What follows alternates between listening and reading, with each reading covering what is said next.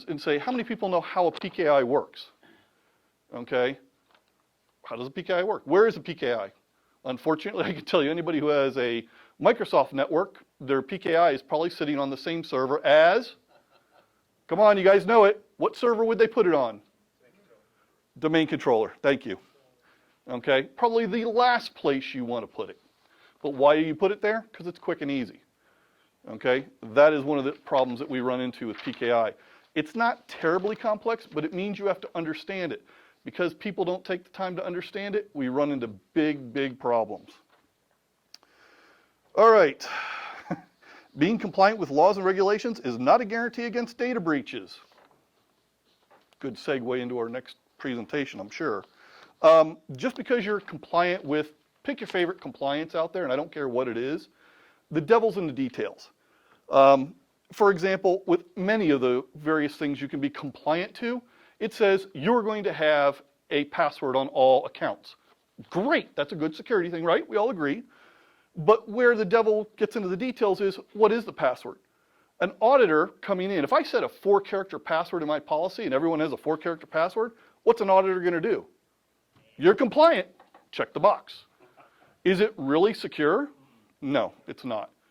So that's why, again, I always warn people about compliance. What's behind the compliance? Just because somebody's got a certificate from a third party that says they're compliant, I want to see the details. Okay, and very often, what do you think I'm told when I say I want to see the details? No would be the polite way of saying it, but it's very rarely polite. Let's see. These are a good one. Cyber risks are the top concern among businesses of all sizes. Now that was interesting in itself. But then, and how much are they worried about it? It was over the medical costs of inflation for their employees, employee benefit costs, the ability to attract and retain client, and legal liability. It was those are the other things they put on there, but cybersecurity was at the top. So I thought that was interesting. And then I started looking further in the article, and it says, you know, what are they doing about it? Or, you know, what actions are they taking? The number one thing that 74% of the people were doing, updating computer passwords. That's a start, okay?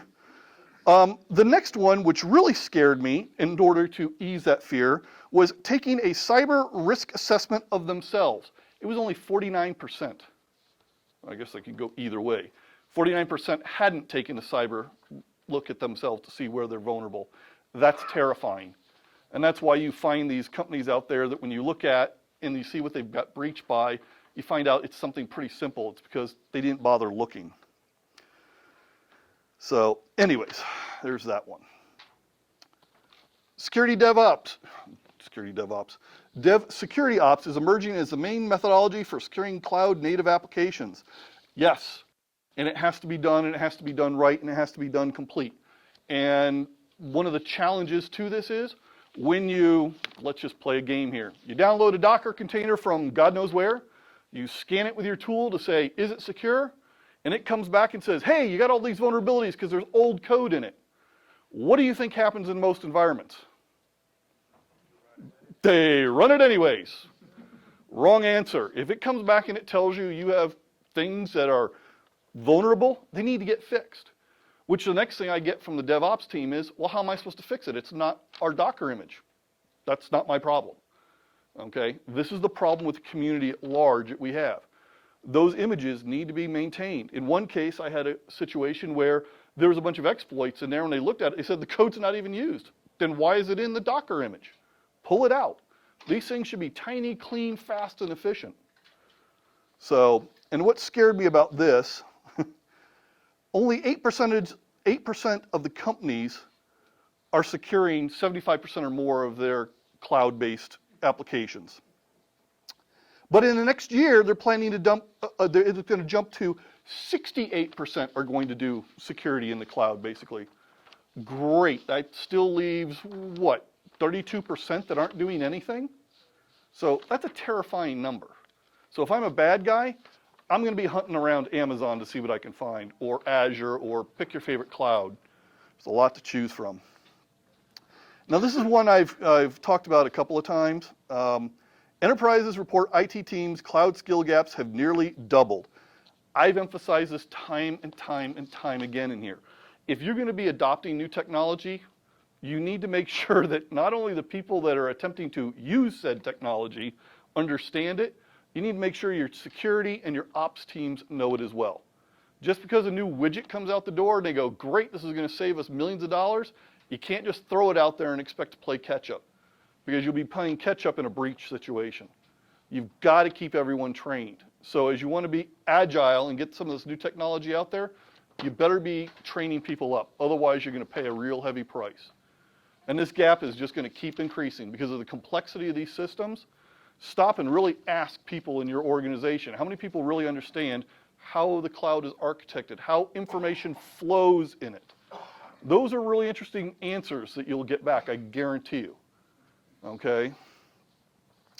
Another interesting one that came out, which doesn't bother me so much, although it'll bother users, Microsoft to block 40 plus additional file extensions in Outlook on the web. Great. If you don't need them, if they're bad, block them. Of course, you know what's going to happen. As soon as they implement that block in a patch, what's going to happen the next day? You're going to get one user that tells you it's mission critical that they use one of these extensions. And we're talking about like Python, Java, PowerShell, digital certificates, things like that. You know, my answer to that is, it's called WinZip. Try it. Works. All right. Last thing I'll go over, rise of RDP as a target vector. This one, again, part of the reason is that we've had a couple of attacks out there. The Microsoft, what is it, Bluekeep, yeah, out there probing. Unfortunately, there's a lot of machines out there on the internet, Windows machines, that have nothing to stop RDP coming in from the internet. And again, I'm befuddled by this. I don't know why people would do this. This is kind of insanity. So again, this is nothing new, but hopefully your architecture prevents it. Your firewall should start with a deny all and then poke in holes that you need, not allow the world and then close off things that bother you. Okay, and yes, I've had that term used. This bothers me, so I'll block it. Nope, stop, reverse. Okay, trust me, I even do it at home. You can ask my kids, they just absolutely love it. Yeah, they've got some really cute nicknames for my home network, but we won't go into that here yet. I will cover this last one. Supply chain security, 5 IT strategies for choosing vendors securely, wisely. IT vendors are going to be your next big hole. Well, they're technically already it now. And some of these are common sense. But again, we live in the day and age, we got to reemphasize common sense. 1, train everyone on cybersecurity risks. I've tried explaining to all my users, wherever I've been employed, you are one of my sensors. I need to make you as educated as I can for your role so that you react. You help me detect things. And I always tell them, and by the way, my teams always hate me for telling them this, is if you don't like that email, send it to the phishing inbox, okay? I want to see it. I'll block it, do whatever. Now, of course, as soon as you put that out in an email, what happens? 5,000 emails later, because everyone wants to block everything, okay? You know, it's spam, I don't like it. Yeah, it's spam, it's not phishing. What's the difference? Yeah, deny all. But again, I'd rather have that and have to dig through it and do further education than have them do what? Click on things, okay? And not only do they click on the link, when they go to the website, it says, do you want to download this? They click again. When it says, this is encrypted, you need for your security, you need the password. Here's the password to type in. What do? They type in the password so it can decrypt it. And then when it decrypts it and says, click on this, what do? They click on this again. We've all seen this, okay? Little education goes a long way to stopping some of this stuff. Establish baseline security policies. I can't tell you how many times I've been in places to where I go in and to say, hey, what's going on? You've had a problem. What's your Windows 2000? What's your Windows 2019? What's your Windows 10 security standard look like? What do you mean a standard? Well, how do you configure it securely? Well, we load it, and then we have the person log in. No, really, what do you do? That's the extent of it, okay? Documentation, I have one case where the documentation was an email that told them to shut off about 5 services. Okay, that's better than out of the box, but trust me, that's nowhere near what you need to do. Those security standards are critical. They really are. All the documentation is absolutely critical to be done. And again, when we talk about vendors that are supporting your system or hosting your stuff, they should be held to the same standards. If not, I want to know why not. Okay, their standards should be at least as good as mine or better. Demand compliance verification. Your vendor says that they're securing everything, they're compliant, ask to see it. And when you ask to see the verification, you want to see the policy, you want to see the standards behind it. Okay, if they go no, that usually is a warning sign. Ask to see the data flow, another very fun one. How does your application work? Show me the data flow. You won't like it in some cases. I have seen cases where the application was cloud-based, so it went from me to a cloud vendor. That cloud vendor then went to a different cloud vendor. And when we asked about that other cloud vendor, now a third, fourth party, we said, okay, you own this data center. No, we outsource the data center. We just run the servers, but somebody else runs the data center. I'm like, well, who's in charge of physical security? And it was like a fifth party away. Okay, these are bad signs for all of us. And last, adopt a continuous interactive approach to vendor security. Just because the vendors passed your security check marks once, it doesn't mean that you're done with them, okay? Depending on what they do for you, how critical the data is, you need to reevaluate them. Is that every year? If it's a really critical piece of data, yes, probably. If it's not as critical, 2-3 years, okay?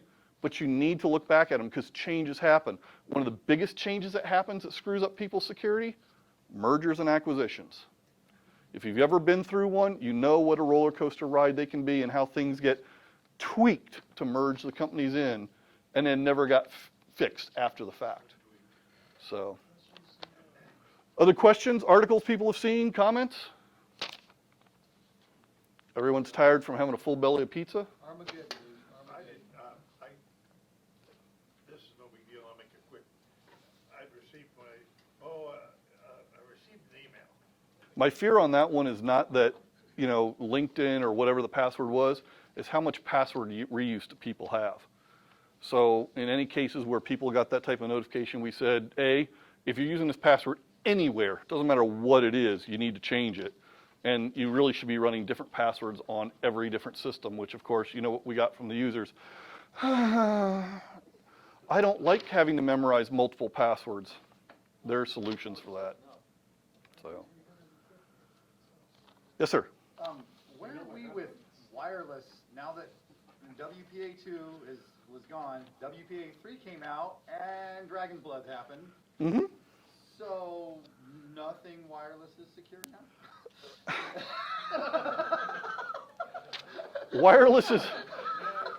Wireless is an interesting problem. I always have been down on wireless, and it doesn't matter whether it's 802.11 or Bluetooth, primarily because you can't control the transmission and who receives it. I like hard cables, much harder to tap, not impossible, much harder. But Everybody's deploying it. Everyone's deploying it, and what I would say is you run security measures through that, on top of it, okay? You firewall it, you run a VPN, even though you're inside your company, your wireless access point, you still terminate on a VPN endpoint and you VPN in.